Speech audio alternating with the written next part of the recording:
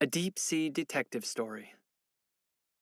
The discovery of seafloor spreading at mid-ocean ridges was a turning point in geology. It helped explain how continents move. It became a key part of the theory of plate tectonics. The discovery of mid-ocean ridges also changed how many scientists thought about the ocean bottom. Up until that time, many considered it to be a fairly boring place, cold and dark and relatively lifeless. Now, suddenly, they'd found all this volcanic activity along mid-ocean ridges. Was that all? Or were other interesting things happening at mid-ocean ridges? Some scientists thought about volcanic activity on land. For example, Yellowstone National Park is a volcanically active place. True, no lava is erupting at Yellowstone. At least, it hasn't for a very long time. But geysers and hot springs are all over the park. Scientists understood how Yellowstone's geysers form. Water seeps into deep cracks in the crust. The water is heated to very high temperatures by magma lying below the crust. Then a mix of hot water and steam shoots back to the surface, where it explodes out of the ground. Were there geysers along mid-ocean ridges? Scientists wondered. All the ingredients were there: water, cracks in the crust, and magma just below. If seawater seeped down into cracks along the mid-ocean ridges, wouldn't it be heated by magma beneath the crust? Wouldn't this hot seawater then erupt to form deep-sea geysers? The idea made sense, but scientists needed to prove that these deep-sea geysers, or hydrothermal vents, really did exist. The scientists became detectives. Their first step was to look for clues along mid-ocean ridges. Deep heat. In the 1880s, a Russian ship traveling across the Red Sea collected water samples from the seafloor. Water on or near the ocean bottom is normally just a few degrees above freezing. Sunlight cannot reach such great depths. Cold water, like cold air, sinks. As a result, the ocean bottom is typically a dark, chilly place. Surprisingly, though, the water samples the Russians collected from the Red Sea's floor were warm. They were warmer than water at the surface. By the 1960s, ocean scientists knew there was a mid-ocean ridge in the Red Sea. They came across the old Russian water data. They decided to collect their own samples from the seafloor near the Red Sea's mid-ocean ridge. One water sample from near the ridge measured a toasty 111 degrees Fahrenheit. That's quite a hot bath. A sample of mud from the ridge was even warmer, 133 degrees Fahrenheit. That's hot enough to scald skin. Interestingly, the hot sediment contained all sorts of minerals. Scientists wondered why these minerals were there. Colored rocks. In the early 1970s, scientists took water samples along other mid-ocean ridges. Time and again, they found places where the seawater was unexpectedly warm. The scientists dredged up rocks from these sites. Most were dark volcanic basalt. A few rocks, however, were brightly colored. The scientists analyzed these colored rocks. They discovered that the rocks had started out as basalt, but their minerals had changed. The changes were characteristic of rocks exposed to very hot water. Was hot water from hydrothermal vents what had changed the rocks? The scientists suspected it was. They guessed that as magma-heated seawater rises up through cracks in oceanic crust, it heats the basalt around it. The heat changes minerals in the basalt. Furthermore, some of those minerals dissolve in the hot water. As the hot water erupts from the seafloor, these dissolved minerals turn solid again and leave the water to mix with seafloor sediments. At this point, the scientists were convinced that hydrothermal vents existed on mid-ocean ridges. The next step was to find one. The search begins. Scientists headed into the Atlantic and Pacific Oceans aboard research ships. They sailed along mid-ocean ridges. They lowered instruments to measure water temperature and dredged up rocks.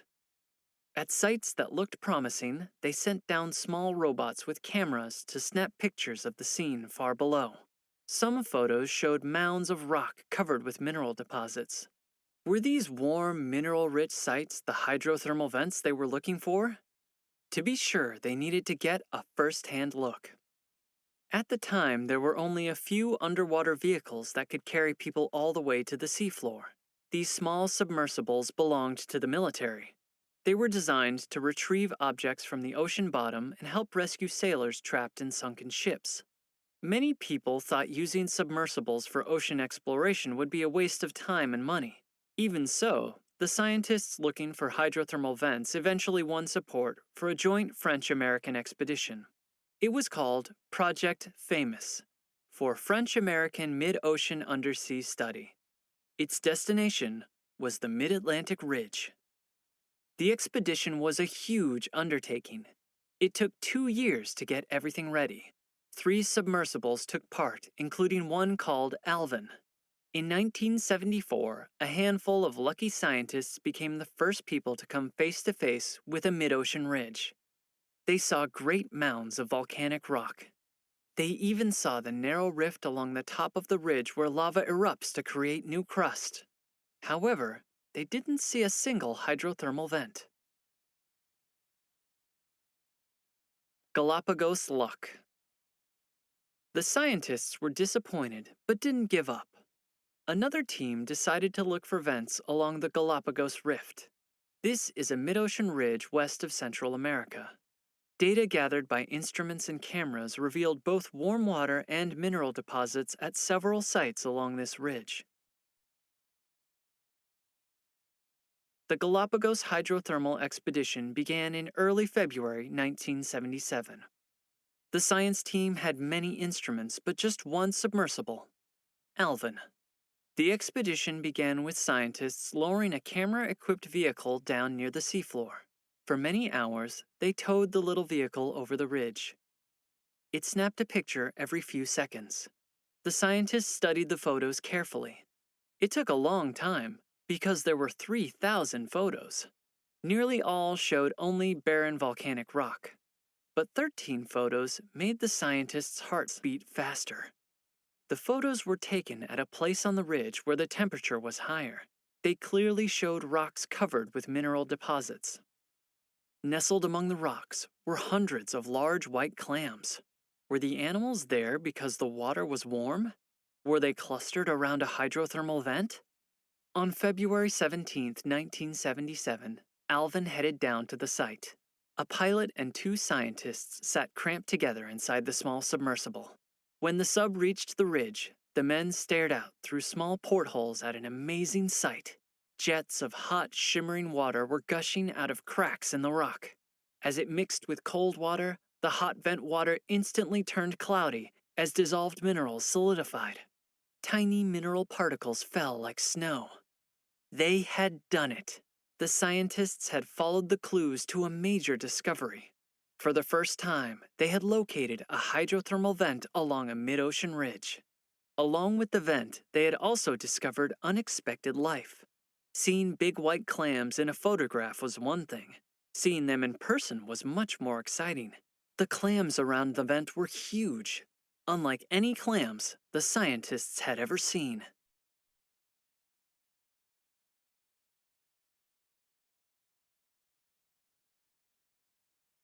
The big surprise. In the months and years that followed, scientists found many more hydrothermal vents. Bizarre animals lived around most of them. What were the animals doing there? How did they survive in a world of total darkness with only rock, minerals, and hot water? Research provided the answer, and the answer shocked the world. On or near Earth's surface, most living things depend on sunlight as the ultimate source of energy. Green plants and algae use sunlight to make food.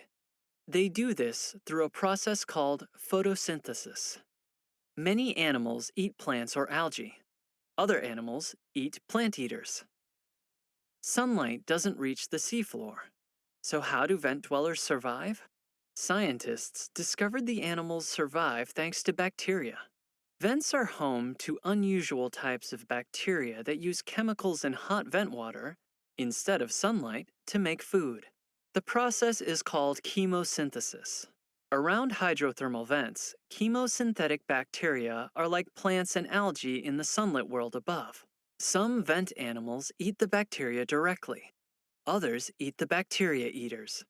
It is a deep sea food chain scientists didn't know existed until 1977. Finding deep sea hydrothermal vents and their communities of animals was one of the most important discoveries of the 1900s.